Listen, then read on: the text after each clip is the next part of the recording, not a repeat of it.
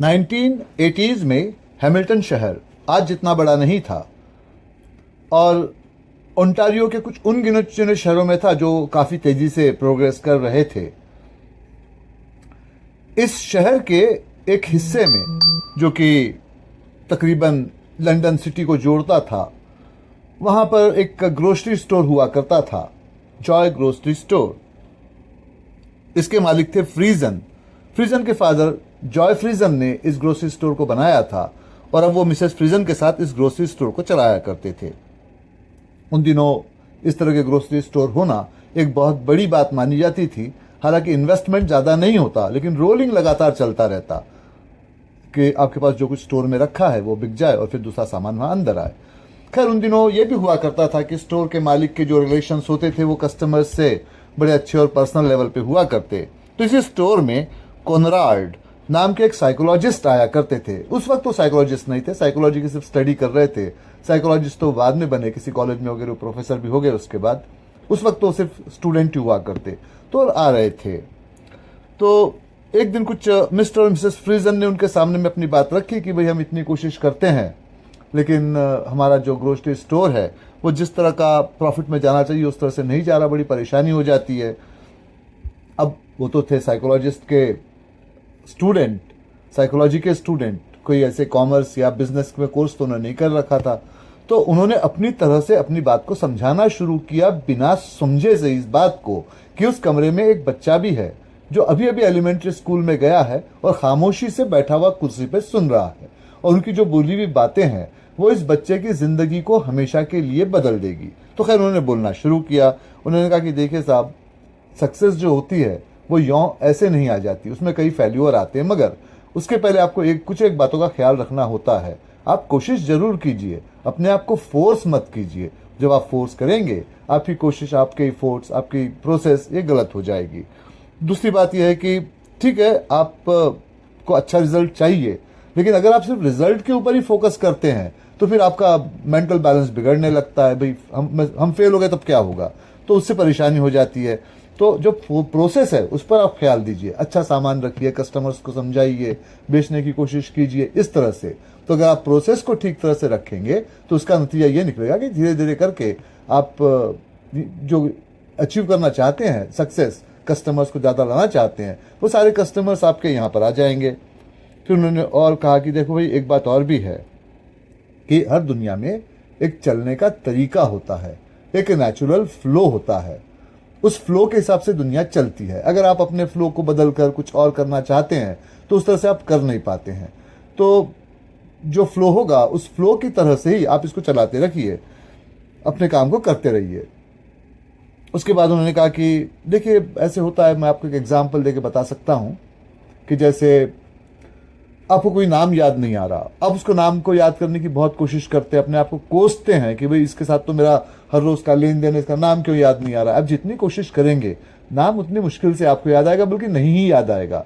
लेकिन अब आप थोड़ी देर के बाद कोशिश को छोड़ दीजिए, नाम अपने आप ही याद आ जाता है। ये तो बहुत कॉमन बात है, लोगों के साथ होती रहती है। तो इसीलिए जिंदगी का फलसफा भी वही है। बहुत ज्यादा आप कोशिश करेंगे तो काम नहीं बनेगा, कोशिश करते रहिए, अपने फ्लो से चलते रहिए, धीरे धीरे हो जाएगा। जबरदस्ती करने की जरूरत नहीं। अब जो बच्चा खेल रहा था बॉब, उसने इन बातों को सुना। उसके पेरेंट्स को ये बात कितनी समझ में आई ये नहीं पता, लेकिन जो बच्चा उस वक्त कुछ 5 या 6 साल का ही था, उसके दिमाग में ये बात बैठ गई। अब इस बच्चे की किस्मत भी कुछ अलग तरह की थी। ये 3 भाइयों में बीच का था। इसके बड़े भाई थे रॉनी, इसका छोटा भाई था स्टुअर्ट, बस 1-1 साल का ही फर्क था, और ये बीच के थे।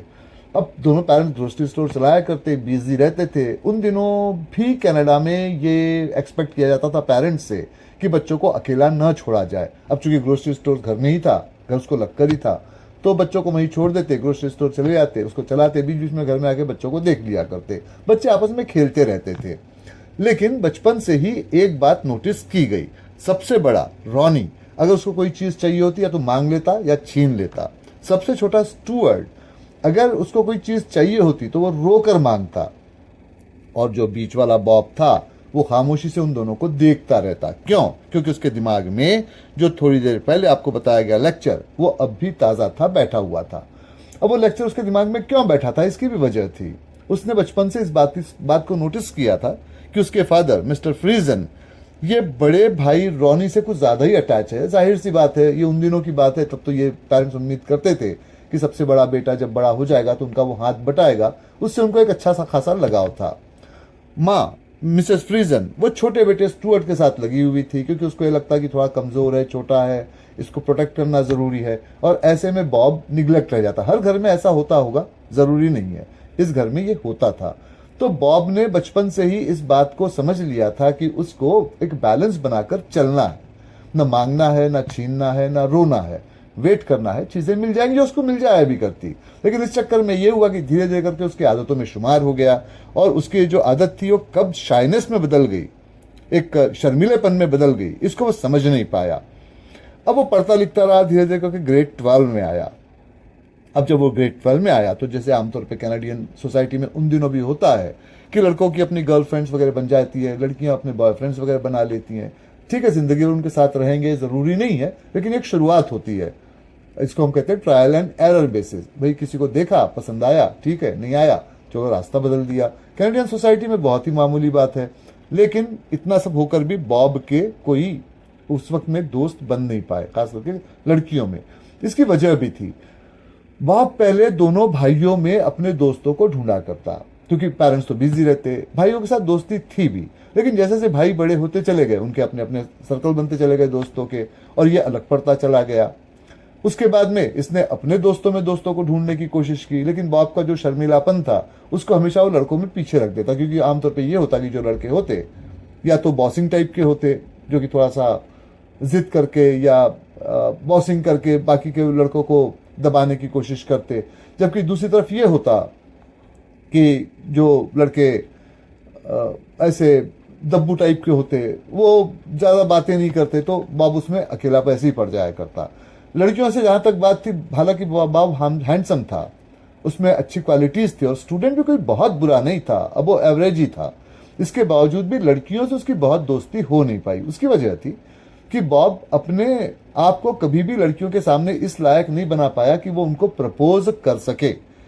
लड़कियां उसके सामने में आती, थोड़ी देर उससे साथ में रहती, उससे बातचीत करती, और जब उनको लगता कि ये बहुत ज्यादा शाय है तो लड़कियां वहां से हट जाती। उसकी वजह थी, और दूसरे ऑप्शन ओपन थे, और सबको इस बात की जल्दी थी, क्योंकि अगर आपने 12th तक आते आते कोई अपना पार्टनर फिक्स नहीं किया तो चांसेस तो ये है कि फिर आपको यूनिवर्सिटी में जाके ही ढूंढना पड़ेगा, यहाँ तो आप अकेले रह जाओगे।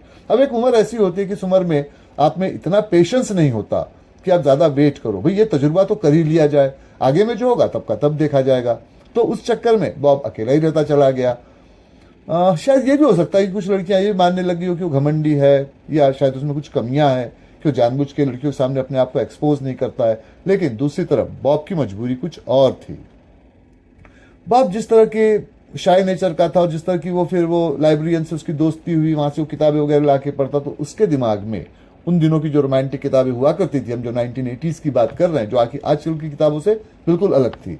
तब बुक्स दो पार्ट्स में डिवाइड होती थी। एक तो होते थे जो एक्शन या जासूसी नॉवल होते, और दूसरे सोशल या रोमांटिक नॉवल होते। बॉब साहब को रोमांटिक नॉवल पढ़ने की आदत थी, तो उनके दिमाग में एक लड़की का एक तरह से एक इमेज बन गया था, जो उन्होंने किसी बुक में पढ़ रखा था कि भाई एक लड़की हो, भोली भाली हो, मासूम सी हो, ज्यादा खूबसूरत हो जरूरी नहीं है, लेकिन खामोश तबीयत की हो, आर्टिकुलेट, शोर मचाकर बातचीत करने वाली बिल्कुल ना हो। अब वो किसी नॉवल में उन्होंने यही पढ़ रखा था कि भी इस तरह की कोई एक लड़की एक हल्के से येलो कलर का, पेल येलो कलर का कोई अच्छा सा ड्रेस पहनकर एक कोने में बैठी हुई, खामोशी से मुस्कुराती हुई लोगों को जवाब दे रही है, बहुत ज्यादा नहीं बोल रही, अपने बालों को सहला रही है, उनको ठीक कर रही है, इस तरह से कुछ था वो। अब वो जो उनके दिमाग में इस तरह की लड़की थी, वो लड़की वहां नहीं थी, क्योंकि 1980s में भी आते आते कैनेडियन सोसाइटी में लड़कियां एक तरह से अपने आप को एक्सट्रोवर्ट बनाने लग गई थी, अपनी बात को बोलने लग गई थी। और बॉब साहब थे इंट्रोवर्ट, अपनी बातों को अपने अंदर ही रखते। ऐसे कैसे होता? लेकिन फिर भी बॉब की जिंदगी बदली। लीसा नाम की एक लड़की उनकी क्लास में आई, और 12th ग्रेड में ही आई। अपने अंकल के साथ, कहीं उसके अंकल का ट्रांसफर हो गया था, यहाँ वो आई थी, उसको कुछ कोर्सेज पूरे करने थे, उसने एडमिशन ले लिया। उसकी जो एंट्री हुई, वही एंट्री बॉब के लिए काफी थी। कहते हैं ना, लव एट फर्स्ट साइट, पहले नजर में प्यार होना। कहने में बातें रोमानी लगती हैं, लेकिन जब आप 17-18 साल के होते हो तो इसी का इफेक्ट सबसे ज्यादा पड़ता है। बॉब पर भी वही इफेक्ट पड़ा। जैसे वो क्लासरूम के अंदर दाखिल हुई, पहली बात तो उसने पेल येलो ड्रेस पहन रखा था, नई नई लड़की आई थी, बाकी लड़कियों से हल्की आवाज में हाय हेलो करके एक कोने में जाकर बैठ गई। इंट्रोवर्ट तरह की लड़की थी, बहुत ज्यादा बोलती नहीं थी, खामोश तबीयत की थी। तो उस तरह से धीरे धीरे करके बॉब को ऐसे लगने लगा कि उनके दिमाग में एक अच्छे लड़की की जो इमेज है, लाइफ पार्टनर की जो इमेज है, वो यहाँ पर आ गई है। जाहिर सी बात है, बॉब का ये एक बचपना था, क्योंकि अभी उन्होंने जिंदगी के तजुर्बे तो इस तरह से लिए नहीं थे। खैर धीरे धीरे करके वक्त आगे बढ़ता चला गया। अब ऐसा भी हुआ कि वो लड़की लेट आई थी और बॉब के लिए एक साइंस प्रोजेक्ट को पूरा करने के लिए किसी पार्टनर की तलाश की जा रही थी। उस लड़की को बॉब के साथ में पेयर अप कर दिया गया। बॉब ने उस लड़की के साथ काम किया। बॉब कम बोले, लड़की भी कम बोले, लेकिन जिस तरह से डाटा जमा करना है, जिस तरह से एक्सपेरिमेंट्स करने हैं, रिपोर्टिंग लिखनी है, लड़की काफी अच्छी तरह से लिख रही थी। बॉब ने दिल्ली दिल में उसकी बड़ी इज्जत की। फिर ऐसे में कुछ एक आउटडोर कैंप भी हुआ जहाँ सारे स्टूडेंट जाते हैं। बॉब को भी भेजा गया, वो लड़की भी वहाँ, लीजा भी उसके साथ में वहां पर गई। अब बॉब ने वहां पर लीजा को क्लासरूम के बाहर, क्योंकि 3 दिन का कैंप था, वो देखा। अब देखिए साहब, क्लासरूम में जब आप आते हैं बन सवर के तैयार होकर एक ढंग से बात करते हैं, जब आप आउटडोर कैंप में जाते हैं तब आपका जो असली रंग होता है वो सामने में आता है। कहते हैं ना कि किसी को जानना हो तो उसके साथ में कोई खेल खेलिए, कोई मैदानी खेल, हॉकी, फुटबॉल, क्रिकेट, कुछ भी। वो जब आप खेलेंगे तो आपको उसका असली कैरेक्टर पता चल जाएगा। बस वही बात यहाँ पर भी थी। जब वो लड़की बाहर गई तो वो वैसी ही थी जैसे कि वो क्लासरूम में थी। न चीखे, न चिल्लाए, न शिकायत करे, न ज्यादा बोले, अपने काम से काम रखे, मुस्कुरा से जवाब दे, एक डिस्टेंस बना के रखे, जो कि आमतौर पे जिसको हम कहते हैं रिस्पेक्टेबल डिस्टेंस। आमतौर पे बच्चे ऐसी जगह पे जाते तो एक दूसरे को छू लेते हैं, टच कर लेते हैं। हालांकि कनाडा में अलाउड नहीं है, लेकिन फिर भी यहाँ पर उस लड़की ने अपने आप को इस तरह से दूर रखा था और वो बाकी की हरकतें नहीं करती। जैसे बाकी की लड़कियां बीच वॉलीबॉल वगैरह खेल लें कुछ कम कपड़े वगैरह पहन के, इसके साथ ऐसा नहीं था। कपड़े पूरे पहने, ढंग से रहे, मना कर दे और ऐसा कुछ। बॉब को लगा ये बड़ी ग्रेसफुल लड़की है। बॉब के इस सारे डिसीजन मेकिंग में जो आखिरी पड़ाव पड़ा वो पड़ा उनके स्कूल के आखिरी दिन के इवेंट का। पता है ना, जब 12th ग्रेड आ जाता है तो फिर उसमें आखिरी दिन के पहले शाम में आपको बुलाया जाता है। सब एक साथ आते हैं, वहां इकट्ठे बैठते हैं, सबको एक एक टेबल दे दिया जाता है जहाँ 2 चेयर्स लगी होती हैं। आप अपने मनपसंद पार्टनर के साथ में बैठिए, फिर वो टीचर्स वगैरह जो भी कुछ स्पीच देनी होगी देंगे, स्टूडेंट्स को बुलाएंगे स्टेज पे वगैरह वगैरह, वो सारा कुछ होता रहता है। और फिर बाकी के जो नेक्स्ट ईयर के स्टूडेंट्स हैं वो आके वहाँ बैठे रहते हैं, उन चीज़ों को देखते हैं, जिससे कि उनको एक तरह का मोटिवेशन मिलता है। तो बॉब के साथ भी वही बात थी। तो बॉब को वहां पर लीजा के साथ बैठना पड़ा, क्योंकि इसके पहले दोनों साथ साथ काम कर चुके थे। तो उनके क्लास टीचर ने कहा कि साथ साथ बैठेंगे, तो खैर वो साथ साथ बैठ गए वहां पर।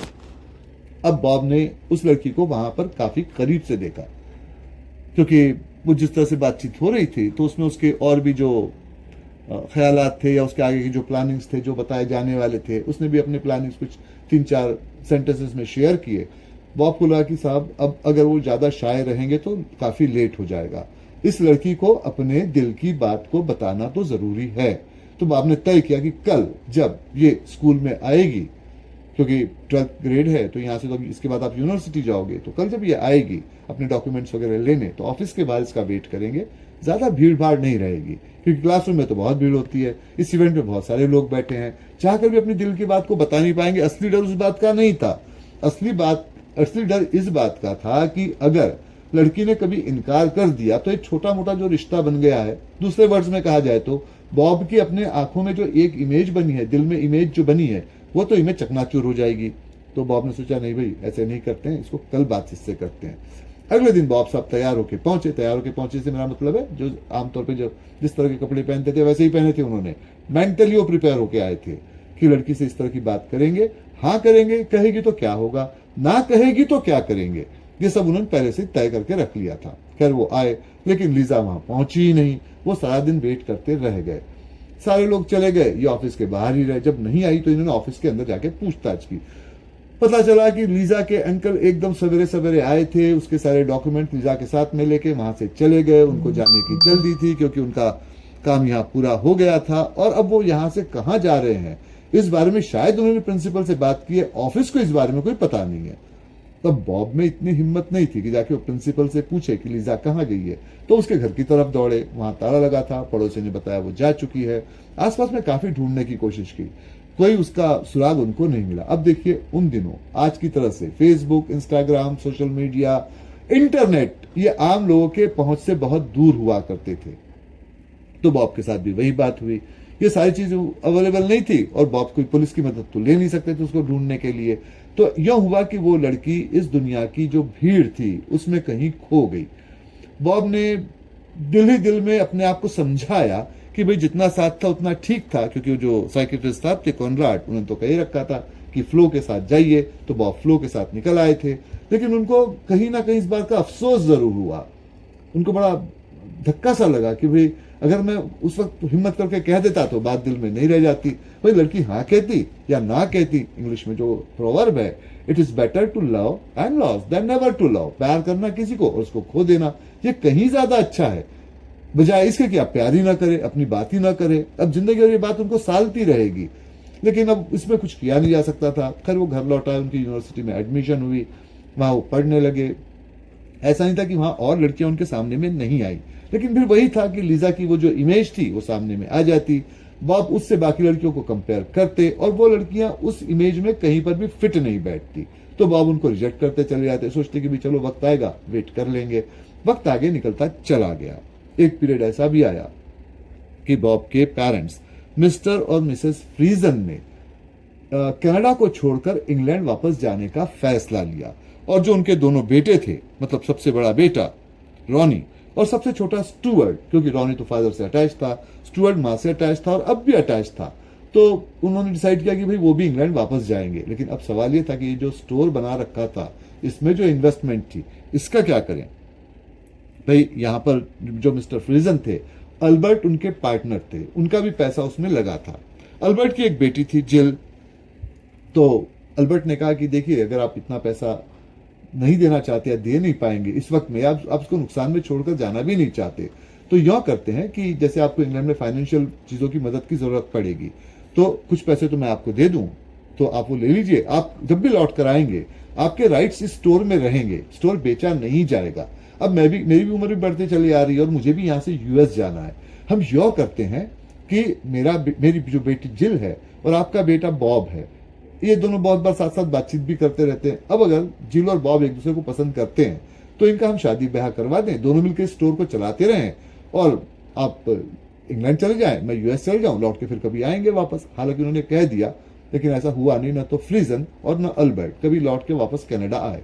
खैर अब जहां पर यह बात हुई तो यहां पर तो ऐसा है, होता है ना कि प्यार मोहब्बत के बारे में, शादी ब्याह के बारे में तो ये कहा जाता है कि आपको उससे शादी नहीं करनी चाहिए जिसको आप प्यार करते हो, जो आपसे प्यार करता हो उससे आपको शादी करनी चाहिए। लेकिन जिल और बॉब दोनों के साथ ये बात नहीं थी। जिल बॉब से शादी इसलिए करना चाहती थी कि जिल ने बॉब को बहुत पहले से देखा हुआ था। जिल जानती थी इंट्रोवर्ट है, शाय है, अपनी बात कह नहीं पाता है, जो कहा जाएगा उसको मानेगा। जिल एक्सट्रोवर्ट थी, एक्सट्रोवर्ट अपनी बात को कहने वाली, वो उस स्टोर को अपनी तरह से चलाना चाहती थी और बॉब जैसा हस्बैंड उसको नहीं मिलेगा। जिल इल कैरेक्टर्ड नहीं थी, लेकिन उसकी एक एम्बिशन थी कि इस स्टोर को वो चला ले, क्योंकि काफी पहले से उसको देखती चली आ रही थी। कोई बाहर नौकरी खा करे, धक्के खाए, इसका क्या मतलब। तो खैर बॉब से उसने बातचीत की, तो बॉब ने उसको बातों बातों में थोड़ा सहमते हुए कुछ दबे जबान में समझाने की कोशिश की कि भाई मैं तो बैंक में काम करना चाहता हूं। तब जिल ने बॉब को समझाया कि देखो बॉब, तुम हो एक खामोश तबीयत के, बैंक में होती है कस्टमर सर्विस, कस्टमर से बातें करनी होती है, अपनी बातों को समझाना होता है, ये तुम शायद नहीं कर पाओगे। तुम में टैलेंट की कमी नहीं है, लेकिन ये जो बातें तुम में नहीं है। अगर ये स्टोर को हम चला लेते हैं तो कस्टमर डीलिंग तो मैं ही कर लूंगी, स्टाफ की डीलिंग भी मैं ही कर लूंगी, बाकी जो ऑर्डर देने हैं, फाइनेंस है, अकाउंट्स है, जो तुम अच्छी तरह से कर सकते हो तुम कर लोगे। भाई हम उस टेनिस प्लेयर की तरह से, पेयर की तरह से होंगे, जहां पर एक पार्टनर वीक हो वहां दूसरा स्ट्रांग हो जाए और उससे काम चल जाए। बॉब ने पहले थोड़ा देर सोचा। अब बॉब को ऐसा लगा कि जैसे जिंदगी की जो ट्रेन है वो उनके हाथों से निकलने जा रही है। भाई पहले तो वो लड़की लीजा चली गई उनके हिचकिचाहट की वजह से, अब पेरेंट्स अपने भाइयों के साथ यहां से जा रहे हैं। इंग्लैंड जाने से कुछ होगा नहीं, ये वो समझ गए थे, क्योंकि जिस तरह का इस घर में उनको ट्रीटमेंट मिल रहा है वही ट्रीटमेंट वहां मिलेगा। उम्मीद थी कि एक नई जिंदगी की शुरुआत हो सकेगी, तो उन्होंने इस बात को मान लिया। उन्होंने जिल से शादी कर ली। जिल एक अच्छी वाइफ साबित हुई, वैसे ही जैसे कि वो चाहती थी कि बॉब इस तरह के काम करें, स्टोर को ऐसे चलाएं, और वो इस तरह से चलाए। उनका एक उसमें बेटा भी हो गया जिसका नाम की डेविड था। अब डेविड और बॉब, इनके बीच के जो रिलेशंस थे वो बिल्कुल वैसे ही थे जैसे कि एक फादर और सन के बीच में होने चाहिए। बॉब की जिंदगी से कुछ वक्त के लिए वो जो एक कंपेनियन की कमी थी, हम ये नहीं कहेंगे कि लीजा की कमी, एक जो कंपेनियन की कमी थी वो कमी दूर हो गई थी, क्योंकि बेटा साथ में खेलता पढ़ता, और वो जिस तरह से जिल थी कि थोड़ी बॉसिंग कर लिया करती, अपनी बात को थोड़ा शोर मचाकर, थोड़ा डांट डपट के मनवा लिया करती, उसका जो झटका धक्का उनको लगता वो बेटे की जिंदगी में आने की वजह से धीरे धीरे करके वो कम होते चले जा रहा था। लेकिन फिर वही कहानी दोहराई गई जो इसके पहले बॉब के साथ हुआ था भाइयों के मामले में। धीरे धीरे करके उनका बेटा डेविड बड़ा होने लगा। आगे चल के यह भी हुआ कि वो स्कूल गया। एलिमेंट्री स्कूल तक तो ठीक था, लेकिन आगे चल के उसने भी अपने फ्रेंड्स बनाने शुरू कर लिए और एक फ्लैशी लाइफ को जीने लगा, चमक दमक की जिंदगी। कहते हैं ना कि बच्चा अपने पेरेंट्स के ज्यादातर अपोजिट जाने की कोशिश करता है। पेरेंट्स को जो चीजें पसंद होती हैं, शायद उसमें वो कुछ ड्रॉबैक्स देख लेता होगा, तो वो दिल दिल में उनको बुरा मानता है और उनसे कुछ अलग जाने की कोशिश करता है। तो वही बात डेविड के साथ थी। स्पोर्ट्स खेले, दोस्त बनाए, तेज गाड़ियां चलाए, नाइट क्लब में जाए, इस तरह की फ्लैशी लाइफ को जी रहा था। खैर, बॉब ने उस वक्त तो ये सोचा कि उनकी जिंदगी से धीरे धीरे दूर जा रहा है, लेकिन सारी उनकी उम्मीदें टिकी हुई थी उनकी वाइफ जिल के ऊपर में, क्योंकि बॉब तो बोल नहीं पाएंगे इस तरह से अपनी बात को। लेकिन जिल कैसे भी करके डेविड को इस बात के लिए मना लेगी कि वो जिंदगी को अपनी तरह से जिए। शायद जिल मना भी लेती, लेकिन फिर कुछ ये हुआ कि जिल के अंदर में कुछ हार्ट के कॉम्प्लिकेशंस डेवलप होने लगे, और फिर ऐसे करते करते अचानक डॉक्टर्स ने उसको चेक वगैरह किया और फिर डिक्लेयर कर दिया कि ज्यादा वक्त तक ये जी नहीं पाएगी। उसको हॉस्पिटलाइज किया गया। जिल जी नहीं पाई। उसने मरते हुए बॉब से माफी मांगी कि भाई तुमको अपनी जिंदगी जीने का मौका मैंने नहीं दिया, लेकिन मैं भी क्या करती, स्टोर को चलाना जरूरी था। खैर, उसकी मौत हो गई। उसके फ्यूनरल पर उसके फादर एल्बर्ट वहां पर आए, इसके पेरेंट्स भी आए, कुछ वक्त अटेंड भी किया, लेकिन फिर वो अपने अपने रास्ते लौट गए। ये आना ना आना एक ही तरह का रहा। अब बॉब अकेले पड़ गए एक बार अपने बेटे डेविड के साथ। डेविड अब तक के माँ की वजह से थोड़े दबे हुए थे, लेकिन डेविड ने अब अपना मौका साधा। उसने अपने फादर को गुड बाय टाटा कहा। उसने कहा कि भाई वो तो एक स्पोर्ट्स की जिंदगी जीने जा रहा है, यहाँ पर तो रहेगा नहीं, क्योंकि हैमिल्टन में उसका कोई करियर नहीं। तो वो वहां से निकल के टोरंटो चला गया। वहां किसी सॉकर टीम में, फुटबॉल की टीम में वो एंगेज हो गया, वहां खेलने लगा। कभी कभार शुरू में आता, बाद में उसका वो आना भी कम हो गया। दरअसल उसको अब अपने फादर से इतना कोई लगाव नहीं रहा था, क्योंकि फादर का जो कैरेक्टर था, जिस तरह का दब्बू शाय, उसको वो कैरेक्टर ही पसंद नहीं था। वक्त और आगे बढ़ता चला गया, और फिर ऐसे में कुछ ये हुआ कि एक दिन बॉब को कुछ चक्कर जैसा वगैरह कुछ आ गया। डॉक्टर आए, उन्होंने उसको चेक किया। बॉब परेशान होकर बैठे रहे, और तब उनसे मुलाकात हुई वापस उसी कोनराड की, उसी साइकेट्रिस्ट की जो उनसे पहले कभी मिले थे। तो उन्होंने उनको बॉब को देखा और बॉब को कहा कि देखो बॉब, अभी ऐसा है कि ये तुम्हारी जो कंडीशन है, तुमको चक्कर वगैरह आया है, ये नर्वस ब्रेकडाउन की वजह से आया है। इसकी वजह भी है। इसकी वजह यह है कि तुमने कभी भी अपने जिंदगी में अपनी कोई हॉबी को या अपनी कोई चाहत को पूरा नहीं किया है। इसको पूरा करने की जरूरत है। मैं नहीं कह सकता कि वो क्या है, शायद तुम मुझे बताओगे भी नहीं, क्योंकि तुम्हारे मेरे रिश्ते इस तरह के तो नहीं है। तुम्हारे पेरेंट्स के साथ तो थे।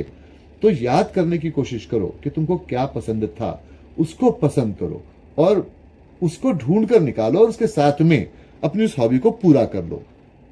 अब बॉब उनके जाने के बाद इस बात को सोच ही रहे थे कि उनसे मिलने के लिए उनका बेटा डेविड आ गया। डेविड ने कहा कि ठीक है, अब आप यहाँ अकेले रह गए, लेकिन ये स्टोर को आप बेच दीजिए, वहां पर आइए टोरंटो में, जहां मैं फुटबॉल वगैरह खेलता हूँ, आप मेरे साथ में रहिए। लेकिन बॉब जानते थे डेविड के साथ उनका निभा होना मुश्किल है। डेविड जिस तरह की जिंदगी वो जी रहा था वो तो पूरी होगी नहीं। तो बॉब ने कहा कि बेटा तुम कभी कभी यहाँ के मुझसे मिलते रहना, अगर तुम्हें वक्त मिल जाए तो। मेरा वहां आना पॉसिबल तो है नहीं। खैर, अब बॉब यहाँ पर बैठकर, वैसे तो स्टोर को चलाया करते, जो कि अब काफी थोड़ा सा कम भी होने लग गया था उसका रेंज, क्योंकि और स्टोर्स भी यहाँ वहां खुलने लग गए थे। लेकिन खाली वक्त में बैठकर वो अपने पुराने एल्बम को देखा करते। तो ऐसे में उनकी नजर पड़ी उसी इवेंट के फोटोग्राफ पे, जहां पर कि उनके साथ में लीजा बैठी हुई थी। अब बॉब को वो बातें याद आ गई जिसको वो तकरीबन कुछ 25 साल पहले छोड़ आए थे।